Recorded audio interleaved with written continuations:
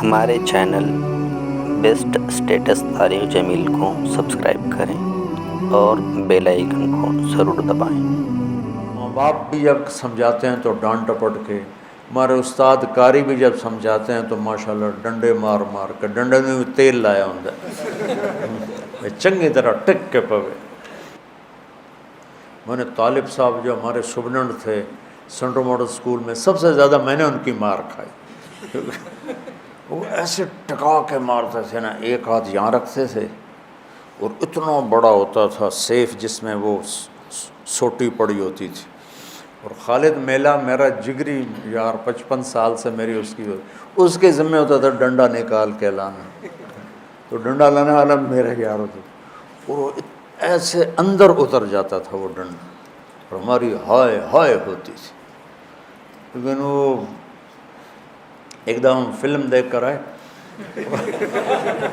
میں اور جاوید نذیر مرحوم فوت ہو گیا، تو وہ تھوڑا آگے تھا، وہ بھاگا بھاگا جا کے بستر پہ لیٹ گیا الٹا ہو کے کہ میں تو ستا پہ، میں تھوڑا پیچھے تھا تو میں برآمدے میں ہی پکڑا گیا، مجھے جم مارا۔ ابھی بیان کر کے مجھے ضربیں یاد آ رہی ہیں۔ جاوید نذیر بڑا خوش کہ طارق جمیل نو لتر پہ گئے، میرا تو انہوں پتہ ہی نہیں لگا، اور این کر کے ستا پہ انہاں کہ آرام نالو تو رضائی لائت سوری دیا ٹھا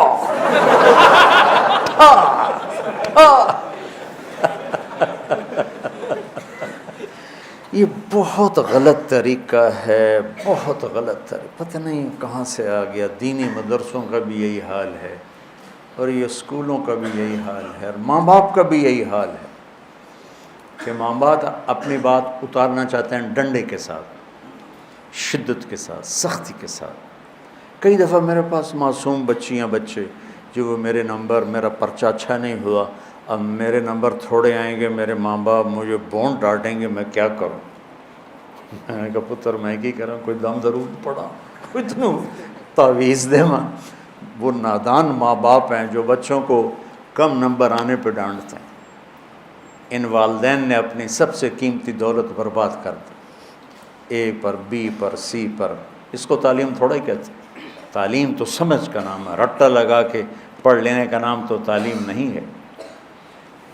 ہمارا ایک دوست تھا ان پڑھ، اور وہ بہت بڑا کاروباری، سمجھ کا تعلق پڑھائی سے نہیں، تو اس نے کپڑے کے شرٹس کی دکان کھولی، تو اس کی بیوی پڑھی لکھی تھی، اس نے کہا دیکھو 1 shirt for 1 pound and 3 shirts for 2 pound، اے تو یاد کر لے، جڑا گاہ کب تو اے آکھنا ہے۔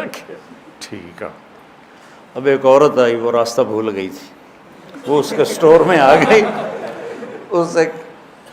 اس نے راستہ پوچھا کہ ایجیکس کا راستہ کدھر ہے؟ ان کا 1 shirt for 1 pound and 3 shirt for 2 pound۔ اس کو حیران ہو کے دیکھنے لگی، اس نے پھر اپنی بات دہرائی، اوپر کہنے لگا 1 shirt for 1 pound 3 shirt for 2 pound۔ وہ ہنستی باہر گئی، ایک بندرو لے کے آئی، اس نے اس کو بتایا، تو اس نے کہا یہ تم سے شرٹ نہیں خرید رہی، یہ بھول گئی ہے، تم سے راستہ پوچھ رہی ہے، اور تم اسے 1 shirt for 1 pound بتا رہے ہو۔ تو یہ کہہ رہی ہے کہ اسے کہو میرے گھر آ جایا کرے، میں اسے مفت میں انگریزی پڑھا دوں گی۔ تو ہمارے جو آج کل کے والدین ہیں نا، وہ ایسی تعلیم کے پیچھے ڈنڈے اٹھا کے کھڑے ہوئے ہیں کہ بس تیرا اتنے اے آنے چاہیے، اے آنا، اچھے انسان بنے۔ رزق یہاں لکھا ہے، ڈگریوں پہ نہیں لکھا ہو۔ ہمارے والدین نے بچوں کو مریض بنا دیا، انہوں نے ڈپریشن میں کا شکار کر دیا، پریشر ڈال ڈال کے۔ ہمارے والدہ نے پڑھایا سے پر پریشر نہیں ڈالا، چونکہ ہم تو ہاسٹل میں رہتے تھے۔ ایک دفعہ گورنمنٹ کالج لاہور ماشاءاللہ میرے 1000 میں سے 90 نمبر آئے،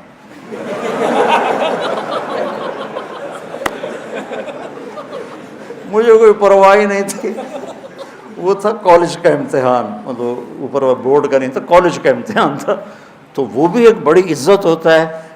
میں بڑے فخر سے بتاتا، کوئی ہے جندے 1090 آئے ہوں، میرے آئے۔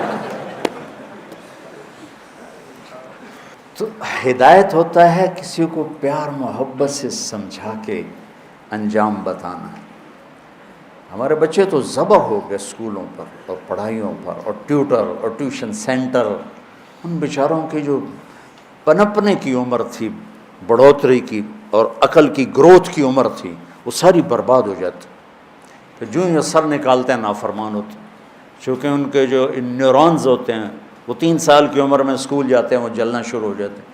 اسی میں پیچھے سے کرنٹ زیادہ آ جائے تو یہ پھٹ جائیں گے، ٹوٹ جائیں گے. جب 3-4 سال کے بچے پر کتابوں کا بوجھ لادا جاتا ہے، پھر ماں باپ کا پریشر ہوتا ہے، تو ان کے نیورون کہتے ہیں دماغی سیل، وہ جل جاتے ہیں، پھٹ جاتے ہیں. پھر جو بڑے ہوتے ہیں نہ ماں باپ کی سمجھتے ہیں نہ کسی اور کی سمجھتے ہیں، وہ اپنی کرتے ہیں، اپنی موج میں ہوتے ہیں. ہدایت محبت سے پیار سے کسی کو بتا دینا، آگے وہ لے لے تو ٹھیک ہے، نہ لے تو میرا ذمہ ختم ہو گیا. ھذا بلاغ للناس. یہ قرآن چونکہ عربوں پہ اترا ہے، ان کی زبان میں اترا ہے، ان کی معاشرت کو سامنے رکھ کے اترا ہے، تو ان کے اندر میں اتر گئی بات. ہدا سمندر میں پہاڑ کی اس چوٹی کو کہتے ہیں جو پانی سے باہر نکلی ہوئی ہو اور چمکدار ہو، سورج کی شعاعیں پڑنے سے چمکتی ہو. اس زمانے میں کمپیوٹر نہیں، مشین نہیں، بادبان کشتی ہیں. رات کو سفر کرتے تھے تاروں کو دیکھ کر، تاروں کی مدد سے سمت طے کرتے تھے، یہ مشرق ہے مغرب ہے. صحرا میں اب بھی آبادی ہے سعودی کے، قطر کے. تو میں نے ایک بدو سے پوچھا جو صحرا میں رہتا ہے کہ تم لوگ تو ریت ہی ریت، راستہ کیسے پہچانتے؟ ویسے چلتے ہیں جیسے لکھا ہوتا ہے لاہور 90 کلومیٹر، اس طرح چلتے ہیں ریت. تو کہا ہم ستاروں کا علم جانتے ہیں، ہم ستاروں کو دیکھ کے چلتے، پر دن میں وہ اتنا ہمارے اندر ہوتا ہے کہ ہم اس کے مطابق چلتے رہتے. رات کو چلتے تھے ستاروں کو دیکھ کر، اور دن میں چلتے تھے ان روشن چوٹیوں کو دیکھ کر کہ یہ جگہ جگہ تھیں، اور انہوں نے ان کو متعین کیا تھا یہاں سے جدے مڑنا ہے، یہاں سے یمبو مڑنا ہے، یہاں سے عدن مڑنا ہے، یہاں سے عقبہ مڑنا ہے. تو وہ ان نشانیوں کو اگر کھو دیتے تھے تو بھٹک جاتے تھے.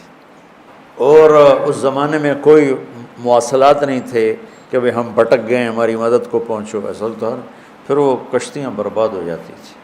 تو ہدا یہ زندگی کے سمندر میں وہ روشن چٹان ہے جو انسانی کشتیوں کو راستہ دکھاتی ہے کہ یہ روشن چٹان ہے اور یہ زندگی کا سمندر ہے، اور یہ طارق جمیل ایک کشتی ہے اور اس سے راستے کی تلاش ہے. تو اللہ کہتا ہے اس چٹان کو سامنے رکھ، یہاں سے تیرا راستہ دنیا کی عزتوں کو بھی جاتا ہے اور آگے جنت کو بھی جاتا ہے. وہ کیا ہے؟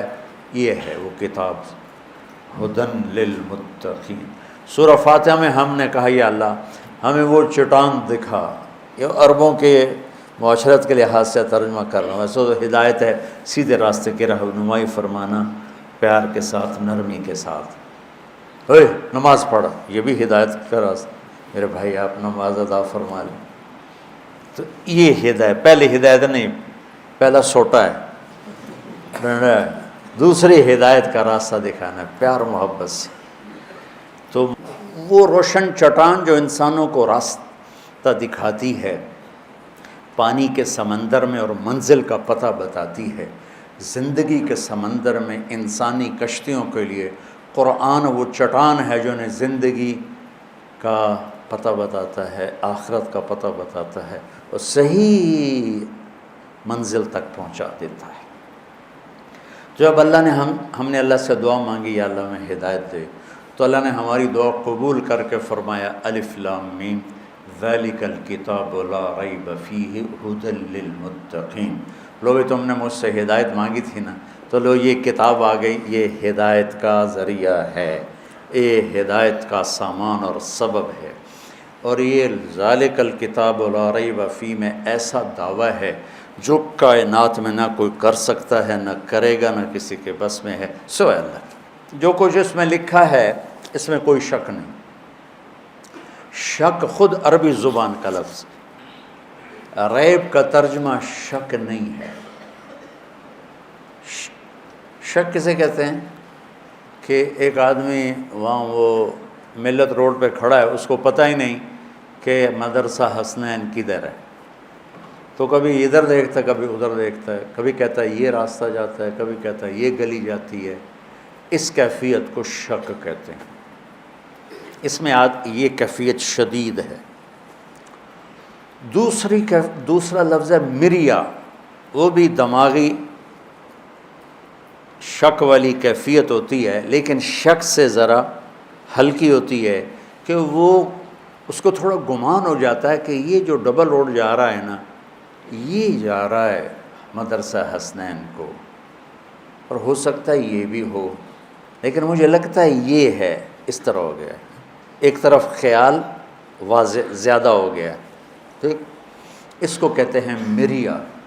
ریب کسے کہتے ہیں کہ وہ یہاں گرین ٹاؤن چوک پر آتا ہے اور ایک سیکنڈ کے لیے کہتا ہے مدرسہ حسنین کدھر ہے؟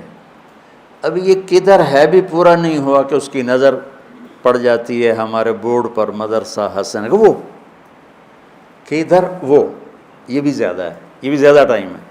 ایک لمحے کے تردد کو عربی میں ریب کہتے ہیں۔ ایک لمحے کی ابتدا میں تھوڑا تردد اور اسی لمحے کے آخر میں وہ تردد ختم ہو گیا، اسے عربی میں ریب کہتے ہیں۔